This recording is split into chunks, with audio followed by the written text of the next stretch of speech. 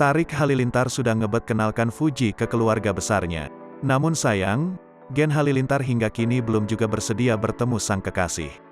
Keseriusan Tarik Halilintar jalin asmara dengan Fuji kini tengah diuji. Pasalnya hingga kini orang tua Tarik belum juga bersedia bertemu sang kekasih. Tarik bercerita apabila dirinya sudah sempat mengatur janji untuk pertemukan Gen Halilintar dengan Fuji. Namun sayang, rencana tersebut harus batal di tengah jalan. Alhasil, sampai sekarang Tarik belum berhasil kenalkan Fuji ke orang tuanya. Fuji belum menghadap, sampai sekarang sih belum ketemu orang tua. Tapi gue pengen banget ketemuin, kata Tarik. Kemarin sempat udah janjian, tapi batal. Jadi kayak pengen ketemu tapi belum mau ketemu gitu, tambahnya.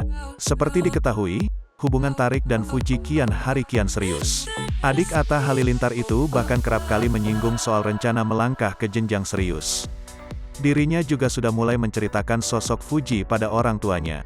Meski ia sendiri tak tahu apakah orang tuanya merestui hubungannya tersebut atau sebaliknya. Tarik berharap dirinya bisa segera bertemu ayah dan ibunya. Di momen itu nanti, ia akan membawa Fuji untuk dikenalkan pada keluarga besarnya.